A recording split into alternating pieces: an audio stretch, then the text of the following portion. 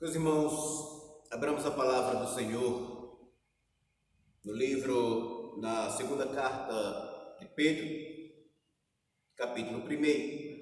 Nós leremos a partir do verso de número 3.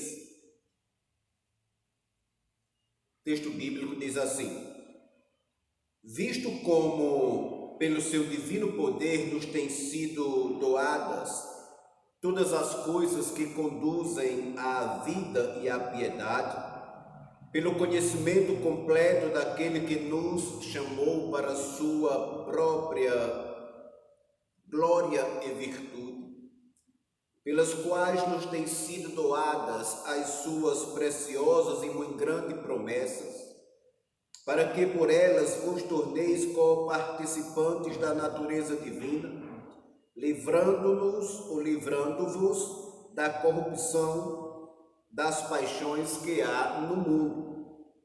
Por isso mesmo, vós, reunindo toda a vossa diligência, associai com a vossa fé a virtude, com a virtude o conhecimento, com o conhecimento o domínio próprio, com o domínio próprio a perseverança, com a perseverança a piedade, com a piedade a fraternidade, com a fraternidade o amor.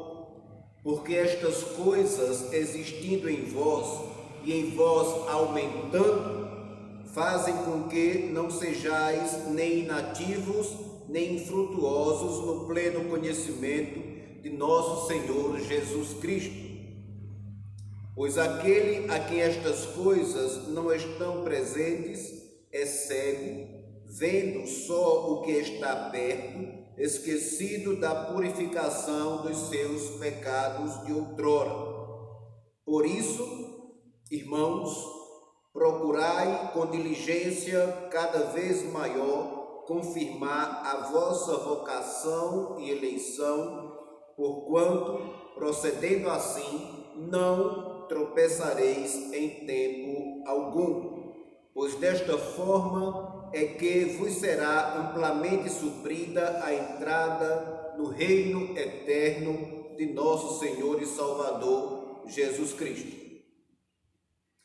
Nos versos iniciais dessa epístola, nós vimos a apresentação de Pedro e vimos também a sua saudação àqueles irmãos. Em sua apresentação, dissemos que Pedro não escreveu essa carta a uma igreja específica, mas a um grupo de irmãos que viviam na região conhecida como Ásia Menor. E ao apresentar-se como sendo servo e apóstolo de Cristo Jesus, alguém chamado pelo Senhor para o exercício específico de sua missão, observa-se que não havia em Pedro qualquer sentimento de superioridade com relação àqueles irmãos. Antes, ele ressalta a existência de algo em comum entre eles. Nas palavras de Pedro, era algo precioso e tanto ele quanto os demais irmãos haviam recebido da parte de Deus. Ele chama de um dom, de uma preciosidade. Era a fé, uma fé igualmente preciosa. Ele deixa isso muito claro quando se dirige aos irmãos no verso 1, dizendo: Simão Pedro, servo e apóstolo de Jesus Cristo, aos que conosco obtiveram fé igualmente preciosa na justiça de nosso Senhor, ou de nosso Deus e Salvador Jesus Cristo. Após essa apresentação, vimos que Pedro saúda aqueles irmãos manifestando o desejo de vê-los crescer tanto na graça quanto no conhecimento do Senhor. Essa era, portanto, uma necessidade da igreja. Eles deveriam crescer no conhecimento e na graça do Senhor. Vimos que tanto o apóstolo Pedro quanto o apóstolo Paulo e também o escritor da Epístola aos Hebreus, eles reprovaram a infantilidade em termos de espiritualidade. Aos irmãos em Corinto, Paulo se dirige lamentando por não tratar com eles de forma mais aprofundada, tendo em vista a pouca espiritualidade entre eles. O tempo havia passado, mas eles não avançaram espiritualmente falando.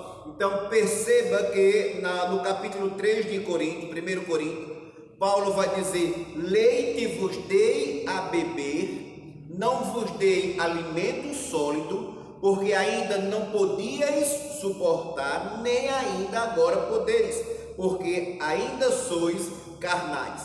E vimos que, corroborando com essa mesma linha de pensamento, o escritor aos Hebreus, ele também lamenta, e não somente lamenta, na verdade nós vemos em suas palavras uma reprovação ao não crescimento espiritual, à não maturidade, uma reprovação à estagnação entre os irmãos, quando ele diz no capítulo 5, no verso de número 12: pois, com efeito, quando devíeis ser mestres, atendendo ao tempo decorrido, isto é, depois de tanto tempo, diz o escritor aos Hebreus, tendes novamente a necessidade de alguém que vos ensine de novo quais são os princípios elementares dos oráculos de Deus. As primeiras lições, os princípios mais básicos. Assim prossegue o escritor aos Hebreus dizendo: vos tornastes como necessitados de leite e não de alimento sólido. E diz mais: ora, todo aquele que se alimenta de leite é inexperiente na palavra da justiça, porque é criança. Concluímos, portanto, que a oração e desejo de Pedro nessa sua segunda carta é para que haja na igreja uma multiplicação, um crescimento no que se refere à graça, à paz, e isso no pleno conhecimento de Jesus Cristo. Então, dando prosseguimento, nós temos os versos 13 a 11. Se no verso anterior, no verso 2, o desejo do apóstolo é que haja crescimento, tanto na graça quanto na paz, e isso diz ele no pleno conhecimento de Cristo, Pedro agora passa a fazer uma explanação de como chegar a esse crescimento. Quais os meios ou quais meios deveriam ser utilizados para que aquele fim fosse devidamente alcançado. Os irmãos devem sempre lembrar que o objetivo de Pedro nessa segunda carta é tratar acerca dos falsos ensinamentos. Seu objetivo é proteger a igreja, fornecendo-lhe o antídoto contra as falsas doutrinas. E a melhor forma de proteger a igreja e prepará-la para lidar com o erro, oferecendo-lhe resistência, dissipar o falso, o enganoso e fazer-lhe oposição, era ensinando-lhe aquilo que era verdadeiro.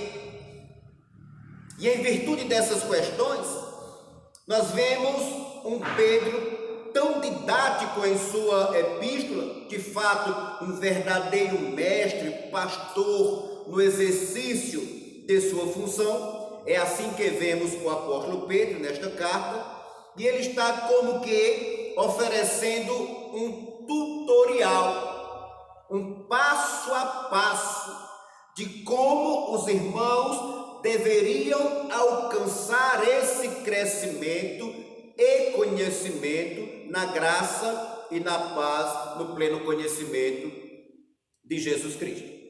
Entenda o verso 3 como sendo uma continuação do assunto anterior, do verso anterior, sendo que a expressão visto como, nesse verso, funciona como uma espécie de ligação entre os assuntos que estão sendo tratados nesses dois versos. Pedro vai dizer: visto como pelo seu divino poder nos têm sido doadas todas as coisas que conduzem à vida e à piedade, pelo conhecimento completo daquele que nos chamou para a sua glória e virtude. Quando Pedro se refere à vida e à piedade, essa piedade aqui é a reverência demonstrada pelos irmãos diante da presença de Deus. Isto é, Pedro está pensando no proceder diário dos irmãos diante das mais variadas circunstâncias. Isso envolvia o pensar, envolvia o falar e envolvia o agir de cada um daqueles que se declaravam cristãos e estavam inseridos em um contexto de explícita irreverência que se evidenciava através daqueles que faziam uso da palavra para disseminar falsos ensinamentos. Mas, sendo aqueles irmãos, eles mesmos, pessoas que juntamente com os apóstolos haviam recebido uma fé preciosa da parte de Deus, assim como, disse Pedro, esse crescimento na graça e na paz, no pleno conhecimento de Cristo, é apresentado por Pedro como sendo algo possível a ser alcançado, por mais que aos olhos de alguns pudesse parecer difícil.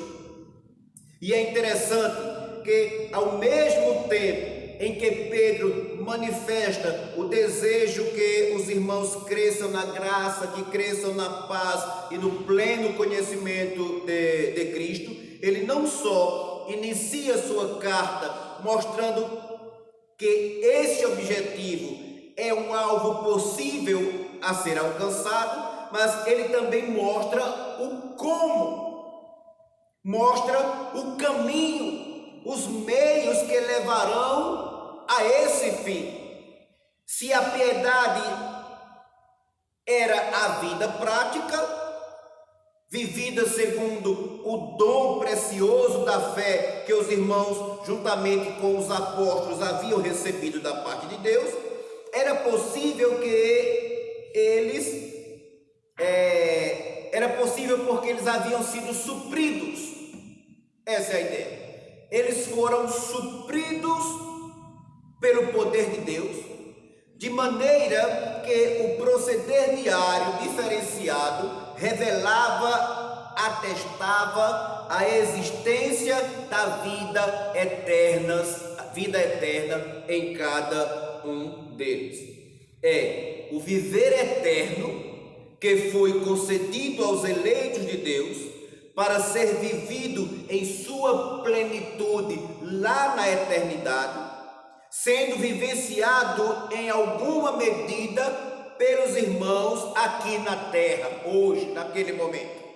A conclusão da fala de Pedro aos seus leitores é que é possível viver uma vida santa, crescente, piedosa e reverente, porque o Senhor Deus os capacitou para isso. Daí Pedro ter dito no verso de número 3, pelo seu divino poder nos têm sido doadas todas as coisas, isto é, Deus concedeu à sua igreja essas coisas que conduzem à vida e à piedade, ou seja, tudo aquilo que é necessário, tudo aquilo, todas as coisas de que temos necessidade para vivermos diante do Senhor, diariamente com o Senhor, crescendo na graça, crescendo no conhecimento, foi-nos dadas por Deus, tendo em vista a graça do Senhor, o conhecermos a Deus. Deus nos municiou, nos capacitou. Esse conhecimento não é algo natural, e sim um conhecimento que tem por base a revelação de Deus. Todas as coisas que conduzem à vida eterna foi-nos dadas por Deus, tendo em vista o conhecermos. Esse conhecimento não é algo natural, e sim um conhecimento que tem por base a revelação divina. Veja que Pedro diz assim no verso de número 3. Vou ler mais uma vez. Visto como pelo seu divino poder nos têm sido doadas todas as coisas que conduzem à vida e à piedade, pelo conhecimento completo daquele que nos chamou para a sua glória e virtude. Entenderemos melhor quando nós entendemos melhor quando nós voltamos a nossa atenção para o verso que se segue, o verso 4. Ele diz assim: pelas quais, isto é, pela graça, pela glória e virtude, nos têm sido doadas as suas preciosas e muito grandes promessas, para que por elas vos torneis coparticipantes da natureza divina, livrando-vos da corrupção das paixões que há no mundo. Ou seja, a decadência espiritual que há no mundo. À medida em que a carta vai se desenrolando, se desdobrando, Pedro vai revelando os detalhes de como os irmãos poderiam obter o crescimento a que ele se referiu no início do capítulo e, consequentemente, livrando-se dessa corrupção mundana. Eles haviam recebido da parte de Deus promessas valiosíssimas que foram cumpridas na pessoa de Jesus Cristo e cujo propósito era torná-los participantes da natureza divina, da natureza de Deus. E desse modo, eles estariam livres das paixões mundanas. Mas é preciso que se entenda, irmãos, que ao referir-se à natureza divina, Pedro não está afirmando que os irmãos, os cristãos em sua época, ou mesmo aqueles que de épocas posteriores, um dia passariam a ser iguais a Deus. Não é isso que Pedro está dizendo quando usa a expressão natureza divina. Isso não procede, mas aqueles que participam de Cristo participarão um dia da glória que há de ser revelada. Por outras palavras, o objetivo de Pedro não é dizer que seremos iguais a Deus em termos de essência, porque jamais isso acontecerá, mas que recebemos dele a graça através de Cristo Jesus, seu Filho, de podermos viver uma vida santa aqui na terra, tendo em vista ele mesmo ser santo. O que significa que, uma vez vivendo em santidade, desde já podemos desfrutar da comunhão do Santo de Deus e de Cristo Jesus, da santidade de Deus e de Cristo Jesus, o nosso Senhor. E continua no verso 5, dizendo assim: por isso mesmo, ele está, isso aqui quando ele usa por isso mesmo, ele está explicando a causa de um viver sob as virtudes de Deus como sendo resultado da obra realizada por Cristo em cada um de nós. Por essa razão, diz Pedro, vós reunindo toda a vossa diligência aqui é o esforço, não que a nossa salvação dependa dos nossos esforços, mas uma vez salvos, o proceder diário exige um crescimento em termos de santidade. Você não se esforça para ser salvo, mas seu esforço é um indicativo de que em você há a salvação de Deus. É esse o sentido aqui. Daí seu proceder ser diferente. Essa diligência, portanto, é a busca crescente por uma vida santa, que é resultado das virtudes de Deus, da graça de Deus. Pedro passa a citar alguns procedimentos, os quais denominam de instrumentos, que, uma vez usados, contribuem para o crescimento a que Pedro se refere nesses versos. São eles a fé, a virtude, o conhecimento. Pedro vai dizer: associai a vossa fé, uma vez que vocês a receberam e é valiosa. As demais práticas dependiam da fé, é preciso que se entenda isso. O escritor aos Hebreus, inclusive, vai dizer que é necessário que aquele que se aproxima de Deus creia que Ele existe e que é galardoador daqueles que o buscam. Então, o primeiro passo é a fé para uma vida diferenciada. Na sequência, ele refere-se à virtude como sendo a virtude e o conhecimento aliado, atrelado à virtude. Isso é importante porque o exercício da piedade como resultado da fé envolve a razão. Daí ele atrela a fé, virtude e o conhecimento. A fé é a base de todas essas virtudes. Não é irracional. Pelo contrário, ela é altamente racional. E seu fundamento é a pessoa de Deus, o Pai. Então, no verso 6, Pedro diz assim: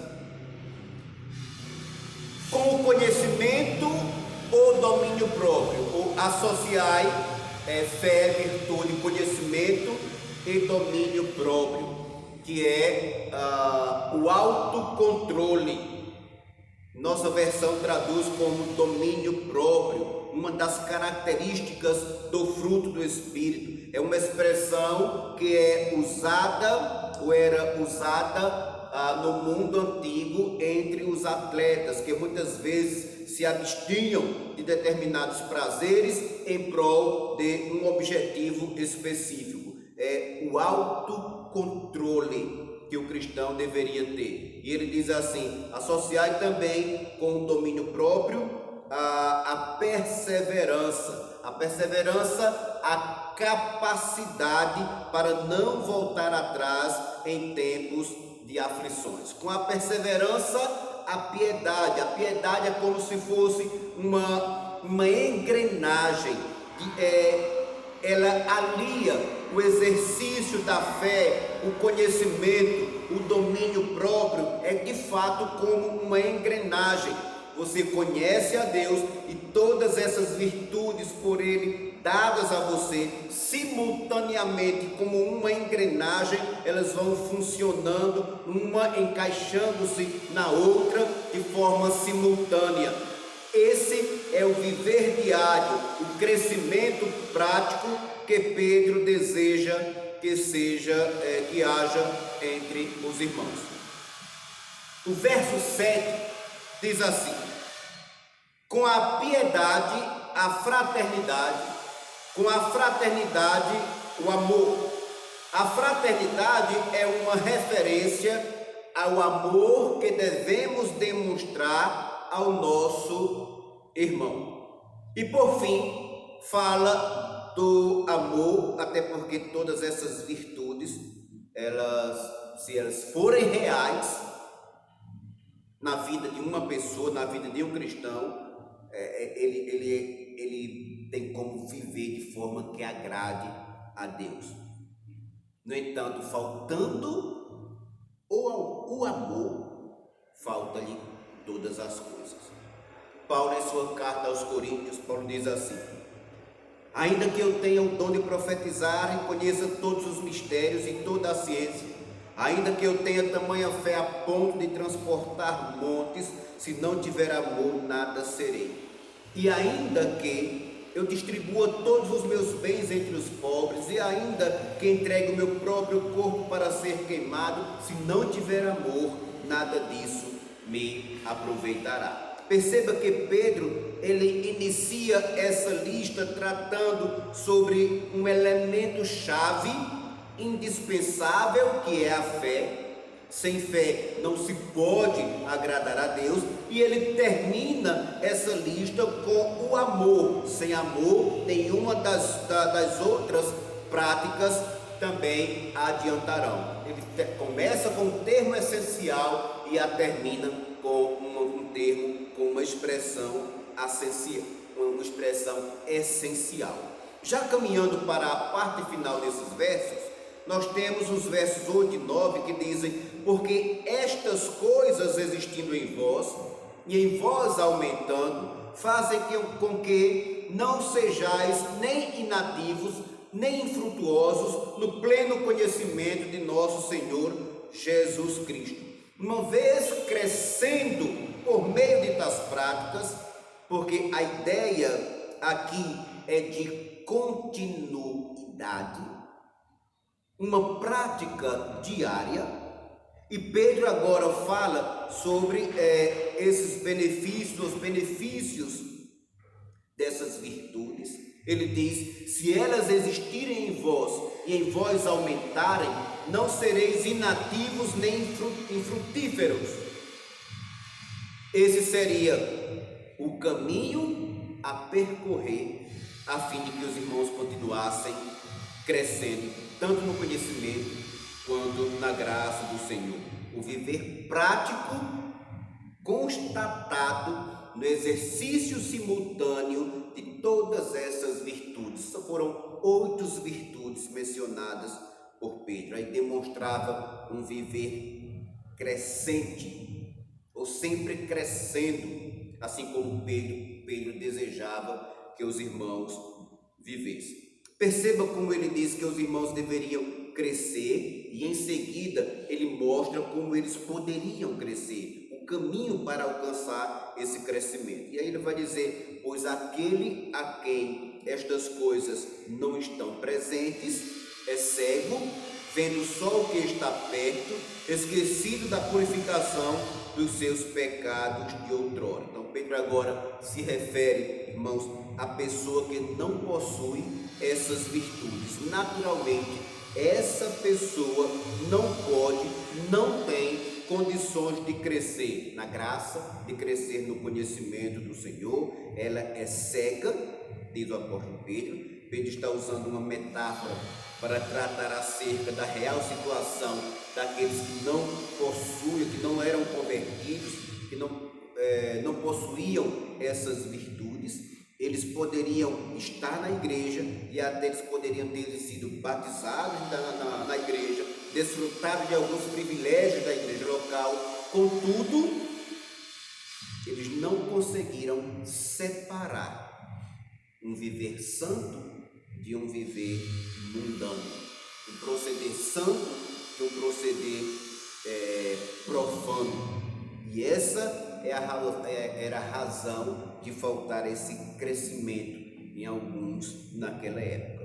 E ele conclui o seu raciocínio dizendo assim: por isso, irmãos, procurai com diligência cada vez maior confirmar a vossa vocação e eleição, porquanto, procedendo assim, não tropeçareis em tempo algum, pois desta maneira é que vos será amplamente suprida a entrada no reino eterno de nosso Senhor e Salvador Jesus Cristo. Isto é, procurar com diligência cada vez maior significa uma urgência para que se viva diferente. Na verdade, Pedro está esclarecendo aos irmãos o sentido do que significa essa diligência, a vocação, a eleição, que são esclarecendo que elas são demonstradas na vida prática. E isso requer urgência, diz Pedro. Ou seja, Deus é aquele que chama, e esse chamado se evidencia no dia a dia, e havia uma urgência para que aqueles irmãos demonstrassem a vocação de Deus na vida de cada um deles. A ênfase aqui repousa no fato de que cada cristão deveria ter em mente uma convicção muito bem definida do seu chamado, da sua vocação, da sua eleição. Uma vez conscientes desse chamado, cabia a cada um daqueles irmãos viver de acordo com suas vocações. Não trata-se aqui de um cristão empregar um esforço em práticas, em virtudes mencionadas por Pedro, para de alguma forma alcançar a salvação, para que de alguma forma pudesse se salvar. Pelo contrário, o esforço na prática dessas virtudes demonstra a existência da verdadeira salvação na vida de cada uma daquelas pessoas. Em suma, ele não se esforça para ser salvo, e sim, ele se esforça porque ele é salvo. Essa é a ideia. Assim como falamos a semana passada, irmãos, não há espaço na vida cristã para estagnação espiritual.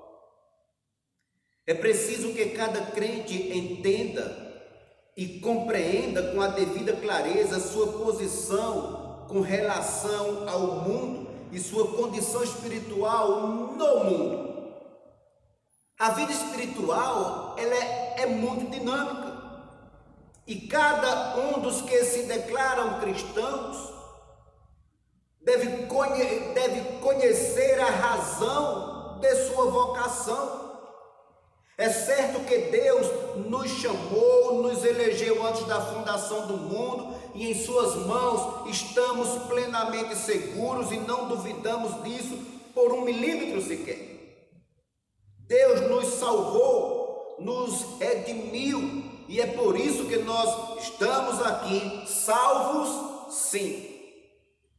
Por outro lado, podemos dizer salvos sim, mas ainda não. Somos salvos, mas ainda não desfrutamos da plenitude das bênçãos proporcionadas pela salvação de Deus. Quando dela desfrutarmos, não mais sofreremos, não mais choraremos, não mais seremos afligidos, também não mais pecaremos.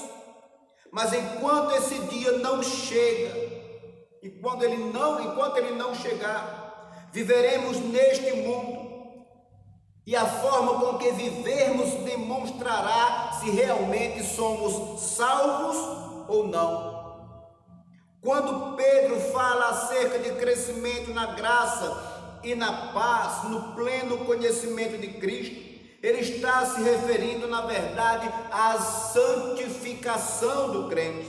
Em outras palavras, Pedro está ensinando aos irmãos que eles deveriam se esforçar, não para serem salvos, e sim que os esforços para negar o mundo, para negar os prazeres da carne, era resultado da salvação de Deus presente na vida de cada uma daquelas pessoas.